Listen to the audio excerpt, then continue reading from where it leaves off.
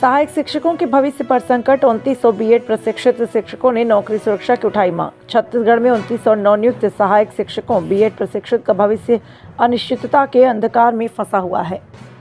ये शिक्षक पिछले 1 वर्ष 3 महीने से शासकीय स्कूलों में अपनी सेवाएं दे रहे हैं, लेकिन उनकी नियुक्ति सुप्रीम कोर्ट में लंबित याचिका के कारण अस्थायी घोषित कर दी गई।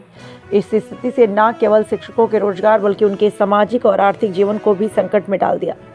शिक्षकों ने इस विषय पर मुख्यमंत्री को ज्ञापन सौंपते हुए अपनी नौकरी की सुरक्षा के लिए 4 प्रमुख सुझाव दिए। विशेष अध्यादेश द्वारा अस्थायित्व सरकार से अनुरोध किया गया कि अध्यादेश जारी कर उनकी नौकरी को सुरक्षित किया जाए और भविष्य की अनिश्चितता समाप्त की जाए।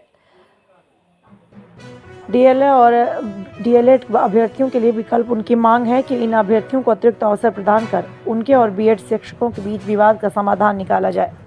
नवीन ग्रेडिंग और विभागीय उपयोग सहायक ग्रेड 1, 2 और 3 के अनुरूप शिक्षकों की ग्रेडिंग कर उनकी सेवाओं का अन्य विभागीय कार्यों में उपयोग किया जाए।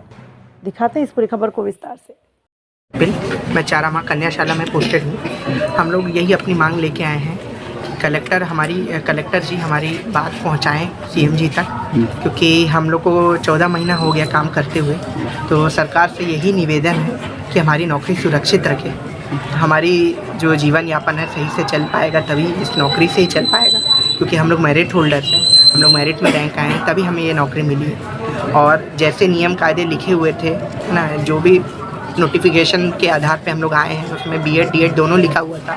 हम लोग मेरिट होल्डर्स हैं, तो हम सरकार से यही निवेदन करेंगे कि हमारी नौकरी बचाए, कुछ ना कुछ बीच का रास्ता लाए और हमारी नौकरी। अचानक से आप लोगों को कह दिया कि निकाल देंगे, कैसा आपको लगा हो? इतना मेहनत तैयारी करने में लग गया।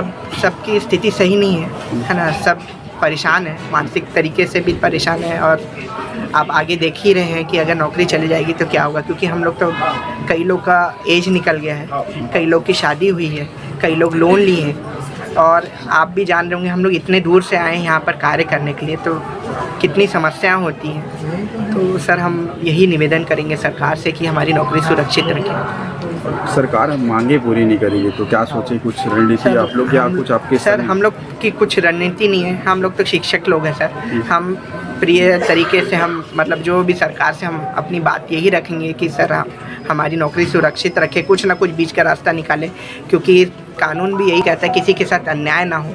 और हमारे साथ ये अगर निकाला जाएगा तो अन्याय ही होगा, क्योंकि जो नियम कायदे बोले गए थे उसी नियम कायदे से आए थे। और games of the rules can not be change in between. जो नियम कानून है वो बीच में चेंज नहीं हो सकता है सर। तो हम यही सरकार से निवेदन करेंगे कि हमारी नौकरी बचा के रखें। बताएंगे? मेरा नाम किरण सिंह है और मैं सहायक शिक्षक हूँ और मैं बीएड धारी सहायक शिक्षक हूँ। तो अभी हाई कोर्ट में जो डीएड वालों को है उनको नियुक्ति देने की बात चल रही है कि उनका 10 तारीख तक उनका लिस्ट आ जाना चाहिए। तो इससे क्या है कि हमारी नौकरी पे खतरा आ गया है। तो हम सिर्फ जो कलेक्टर जी हैं उनको ज्ञापन देने आए हैं कि हमारी नौकरी कैसे भी करके मतलब सरकार की तरफ हमारी बातें रखें और हमारी नौकरी बचाने में सहयोग दीजिए। कहाँ के लोग आपके लोग पहुँचे हैं यहाँ? जी अभी तो सिर्फ कांकेर जिला के लोग हैं। कितना प्रभावित हो जाएगा अगर आप लोग को हट जाएगा तो? हटा देंगे कितना? जी हम कुल 2900 लोग हैं लगभग। और इससे क्या होगा कि जितने भी 2900 लोग हैं उसमें से कई लोग ऐसे हैं जिनकी उम्र निकलने वाली है, मतलब अब वो एग्ज़ाम नहीं दे सकते, जॉब नहीं दे सकते, एग्ज़ाम नहीं दे सकते हैं। और कई लोगों की शादी हो चुकी है, किसी ने लोन ले लिया है। और मेरे घर में भी मैं ही अकेली हूँ जो घर चला रही हूँ अपना।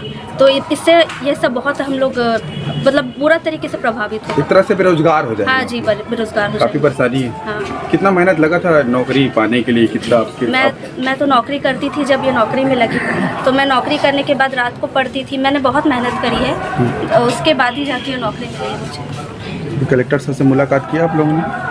जी एक बार किया था पहले और एक और बार अभी। इससे पहले आप लोगों ने और आए थे ज्ञापन आवेदन देने के लिए, क्या कुछ कहा गया था? क्या कुछ बोला गया? जी आश्वासन देते हैं सर, पर अब मौखिक रूप से आश्वासन नहीं, हमको थोड़ा सा स्ट्रॉन्ग कुछ चाहिए ताकि हम लोग आगे बढ़ सके, क्योंकि अब सब के सब बहुत ही हताश है और बहुत ही परेशान है। अच्छा देखो, मांगे पूरी नहीं होगी तो वही करेंगे क्या? उसके बाद आके क्या सोचे, क्या निर्णय लिया आप लोगों ने? जी ऐसा टाइप का हम लोग ने कुछ आगे सोचा नहीं है, बस हम यही है कि बस विनती ही कर सकते हैं हम लोग कि हमारी नौकरी बचाए करके सरकार से, और जितने भी अधिकारी हो उनसे भी हम मिल रहे हैं।